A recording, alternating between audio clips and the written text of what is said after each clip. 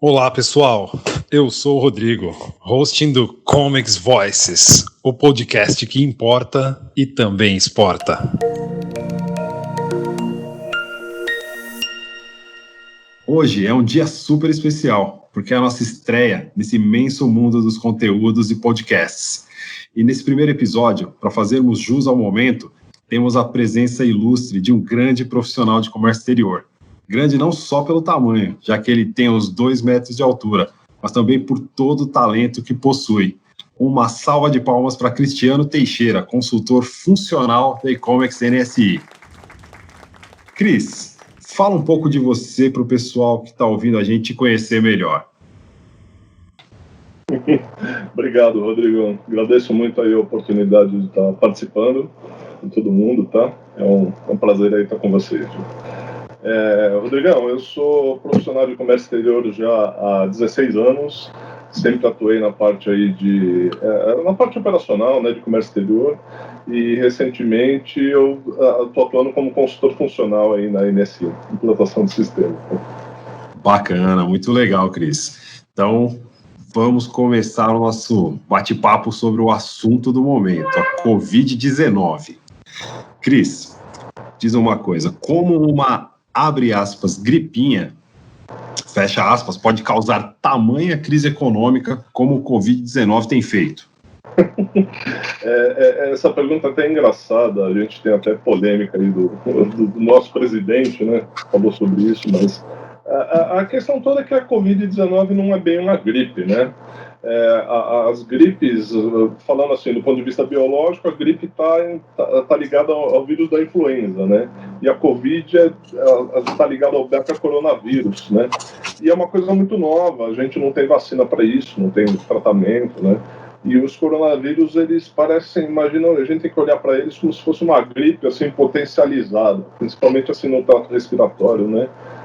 Quem sofre muito são os nossos velhinhos, nossos avós, enfim, coisa bem... É verdade. A gente acompanhando o noticiário aí dia a dia, principalmente no início, a gente vê que os idosos, eles foram um grande foco aí, né, de ataque do novo coronavírus. A gente tem um cuidado bem especial com o avô da minha noiva, que é do grupo de risco. Então, a gente está sempre de olho nele, porque os idosos são danados, né, para escapar. É verdade. Diz uma coisa, você me mostrou um gráfico, você quer falar um pouco a respeito desses números, Cris? Assim, se a gente olhar, a gente tem casos confirmados até o dia 20 agora desse mês, a gente tinha quase 2,5 milhões de pessoas, de casos confirmados no mundo desse negócio. É muita gente. Desses quase 2,5 milhões, já são quase 170 mil mortes, né? Isso, se a gente olhar bem, a gente está falando aí de um universo de quase 5% das pessoas que contraem o coronavírus acabam falecendo. Esse número é muito alto, se a gente colocar isso aí em termos assim, da população mundial, a gente tem um hecatombe acontecendo aí, e de uma doença que não tem tratamento. Isso é muito sério. É assustador, né? E você entende, Cris, que a gente já devia ter aprendido com outras experiências anteriores para estar lidando melhor com essa situação atual? Eu acho que a gente não aprendeu a lição, na verdade, porque o mundo se tornou um ecossistema tão complexo, tão desenvolvido, e a gente tem fatores que estão convergindo para uma mesma fonte, para uma mesma origem.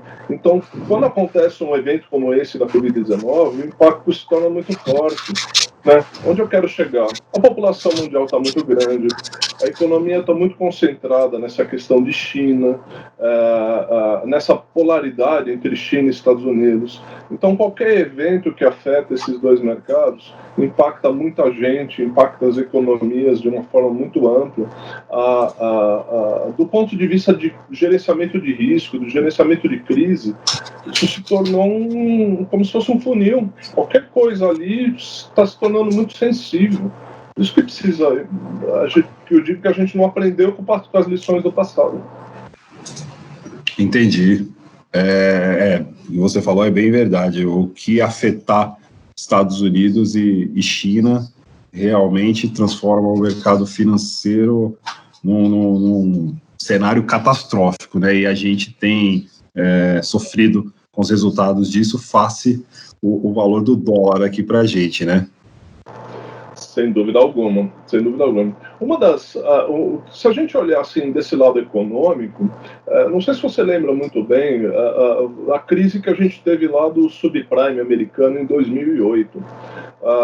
Me parece, assim, eu estou guardando assim, uma certa analogia do que está acontecendo agora com aquela crise, porque tem nuances assim que são muito semelhantes, mas me parece que essa agora é até pior que aquela. É a crise do mercado imobiliário norte-americano que você está falando? É exatamente ela.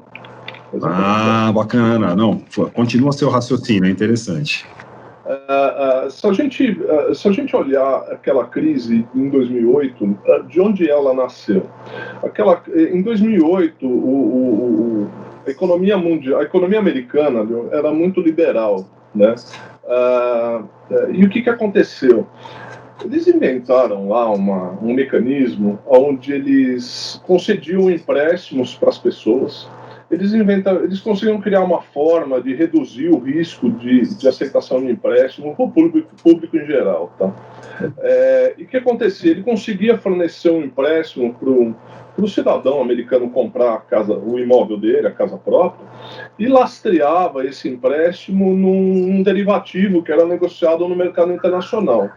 Como esses derivativos tinham uma classe de risco assim baixa, eles eram classificados nas agências de rating como AAA, quer dizer, risco de calote zero, né?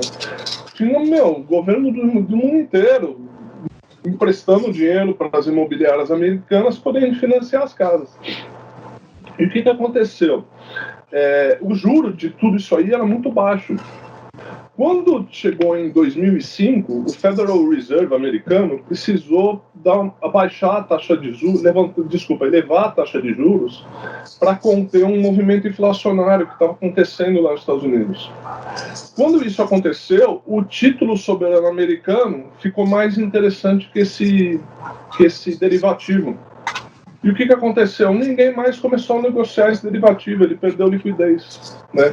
Com isso, essa cadeia inteira desmanchou inteira. Né? A gente chegou a ter instituições bancárias e seguradoras falindo lá, foi uma loucura aquele negócio.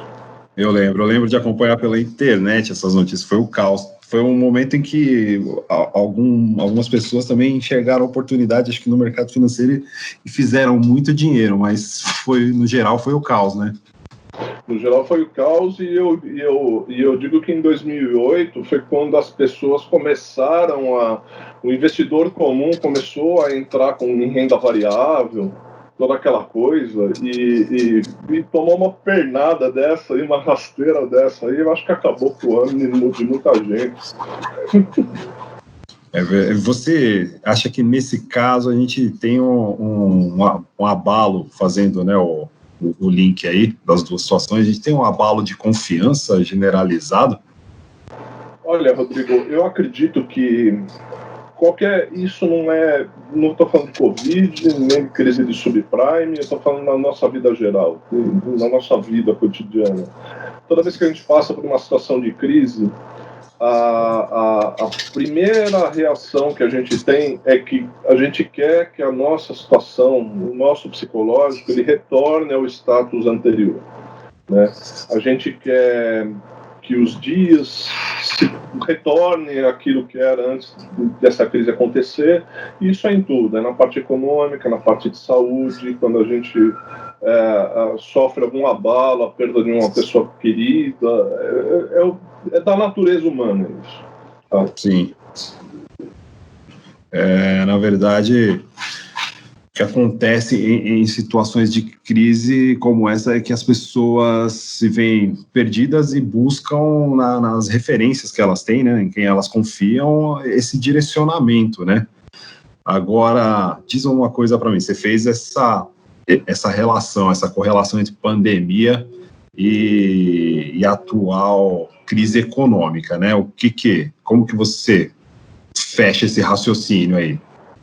Eu estou fechando esse raciocínio porque a gente precisa entender que um evento como esse, o evento da Covid-19, assim como foi no caso do subprime, eles vão transformar o mundo de uma forma que a gente não imagina.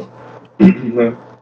Eu tenho colegas de comércio exterior mesmo que se declararam já abertamente, assim, gente, eu não gosto de home office, eu gosto de ir para a empresa, encontrar as pessoas no corredor, mas a gente vai ter que se acostumar.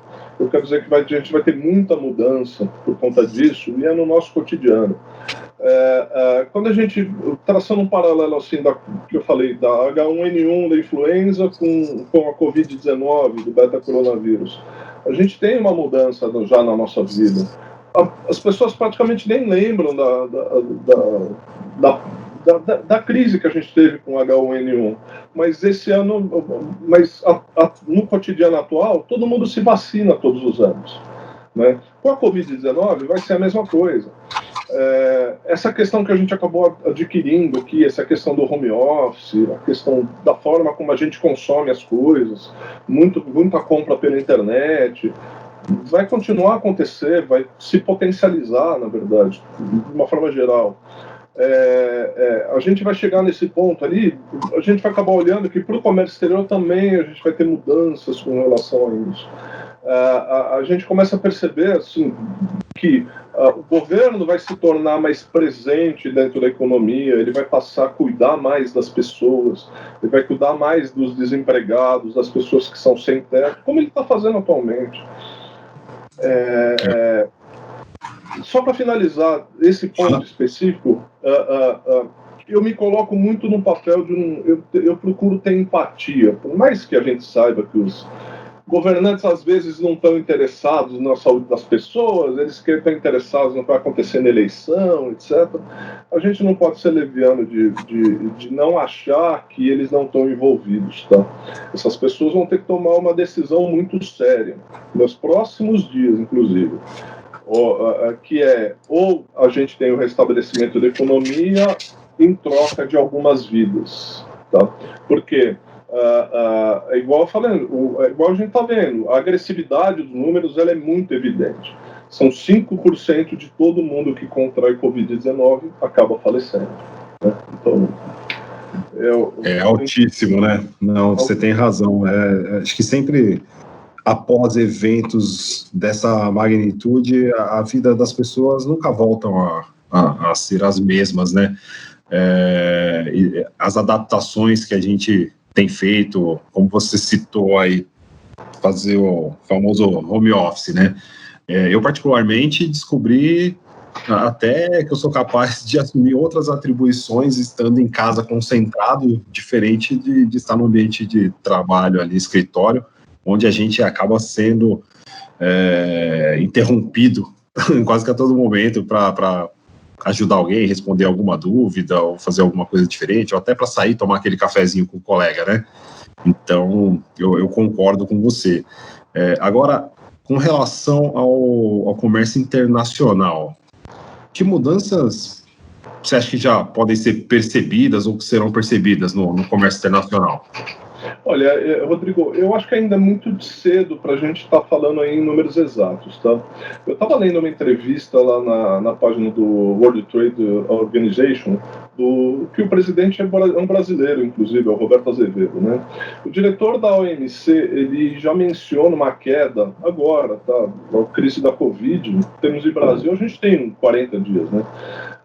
Ele já percebe uma queda de 13% nas trocas globais. Tá? Nossa. Estima-se que essa queda vai chegar agora, em 2020, a 32%. 32% a gente está falando de um terço. Caso os governos não consigam se coordenar para dar uma resposta a isso de forma efetiva. Tá? Isso a gente está falando de 2020. Né? A gente não está mais falando de uma recessão. Tá? Se nada for feito, se os governos não se mexerem, atuarem em conjunto, né, a gente vai ter uma depressão econômica. Isso é uma questão muito Nossa, os impactos vão ser devastadores nos PIBs dos países, né? se a gente olhar, a queda é brutal, porque você não tem uma outra disfuncionalidade de algum ente que faça parte dessa cadeia. O sistema financeiro mundial estava estruturado. Pode ver, você escutava falar muito pouco de FMI, por exemplo, né? As bolsas de valores estavam funcionando, elas estavam vivas, elas estavam... O rendimento da renda fixa, por exemplo, estava muito menor que da renda variável. As pessoas estavam saindo da renda fixa, se expondo a mais risco por conta dessa funcionalidade que a gente tinha de bolsas. As commodities estavam oscilando de acordo com oferta e procura. Então, se você olhar essa queda, a questão se torna mais dramática ainda, porque imagina, uma variável apenas parece que destruiu essa cadeia toda. Não, realmente, você até tocou num ponto interessante dos aportes financeiros aí, inclusive em ações, né? O pessoal estava se expondo mais. A bolsa tinha atingido recordes de pontuação e tudo isso foi por água abaixo. Imagina a pessoa que apostou, né? Como sempre tem alguém que aposta todas as fichas em algo único aí, numa única opção, e acaba tendo um impacto. Essa pessoa deve estar maluca, né? É verdade, você chegava a ver, eu acompanho esse mercado de renda variável, né? A gente chegou a ver papéis aí despencando 18% em um dia. O que uma doença não é capaz de fazer, né? Fala uma coisa para mim, como você acredita que as linhas de comércio que motivam toda essa economia, como elas podem ser restabelecidas? Que opções que a gente teria? Olha, Rodrigo, a crise ela é de consumo, tá? As pessoas estão isoladas em casa, não estão interagindo, então por conta disso elas estão demandando menos serviços, menos produtos, consumindo menos, né? E é o que explica essa queda. Então, eu não vejo nenhuma alternativa que não seja controlar essa pandemia de forma efetiva. Como a gente não tem vacina para ela ainda, isso não passa de uma pesquisa, e todas essas polêmicas que a gente tem de cloriquina, azitromicina, toda essa história aí, isso é paliativo, né? Quando é um organismo tal vírus que está contaminando as pessoas, você tem que investir numa vacina, né? Então, assim, qual que é a alternativa, no meu ver, tá? Enquanto não vem a vacina, é testar as pessoas. Quem já testou e já está positivo, já pode voltar para o convívio social. Essa pessoa já tem os anticorpos necessários para que combata essa doença, né? Então, se a gente não investir nessa forma, eu acho que a gente vai acabar... a gente está enxugando gelo, não tem outro jeito. Antes de você continuar, eu tenho que fazer uma ressalva. É uma opinião que tem gerado polêmica aí nos meios de comunicação, né? Essa questão de liberar o pessoal para voltar a trabalhar. É difícil, porque pelo seguinte: se as pessoas não voltarem a trabalhar, a gente tem um impacto econômico. Se elas voltam a trabalhar, elas correm o risco de infectar umas às outras. Então, a ideia é, testa a pessoa, se ela der positivo, essa pessoa já tem os anticorpos que o próprio organismo acabou gerando, né? E você minimiza isso. Essa solução, por exemplo, ela é mais barata do que as perdas econômicas que você está vendo, né? Mas o que você acaba percebendo é que você tem muitos governos no mundo inteiro que não querem investir esse dinheiro para testar a população. E aí a gente fica nessa sinuca de bico, né? É verdade. Se a gente levar em consideração desde quando esse processo teve início, dá a impressão que faz muito mais tempo, né? Na verdade. E a gente fica ansioso cada vez mais por uma solução, né? É verdade. Eu acabei pesquisando bastante sobre isso aí na própria página da Organização Mundial da Saúde, e a gente tem um documento lá na homepage deles que mostra um protocolo de resposta coordenada a um beta-coronavírus, no caso foi o SARS, da gripe suína, que assolou em 2014. Que também foi bem muito pesada, séria, né? bem Muito pesada. séria. Quer dizer, perceba, a gente já tem um protocolo de resposta estabelecido por uma entidade internacional há quase 8 anos, né? E a gente ficou sentado em cima dessa bomba, Rodrigo. Como é que a gente deixou isso chegar nesse ponto? É complicado. Cris, a gente está caminhando, infelizmente, para o final do nosso bate-papo. Mas antes, fala para mim, quais perspectivas você vê para o futuro? Eu acho que, olha, além dessa questão do tratamento da pandemia, eu acho que as políticas governamentais que a gente está percebendo aí, de injeção de liquidez no mercado, tentar segurar o câmbio dos seus países de uma forma consistente, e que você leve essa injeção de liquidez, porque uma situação como essa, você injetar liquidez no mercado, nada mais é do que colocar dinheiro lá dentro mesmo. Se você colocar dinheiro lá dentro, você tem mecanismos que você não precisa necessariamente imprimir dinheiro, que é o que acaba gerando inflação, né? Mas essa injeção de liquidez, ela tem que chegar na mão do cidadão comum. Ela não pode ficar parado num banco governamental, na mão de um empresário que detém a produção, porque senão isso aí não tem uma forma prática, acaba não ocorrendo, e aí a gente não tem a recuperação dos mercados, né? A minha perspectiva para o futuro, Rodrigo, e quem me conhece sabe, é que eu sou um otimista, tá? O meu copo está sempre meio cheio, né? Eu acho que essa crise vai passar. Eu acho que a base instalada que a gente tem de economia, ela está aí, ela é presente, ela não foi desfeita. Não é como uma guerra que passa um bombardeio, joga uma bomba e destrói tudo, né? Então, a estrutura que você precisa para voltar a economia ao status anterior, você já tem, já está aí, né? Essa opinião não é só minha, viu, Rodrigo?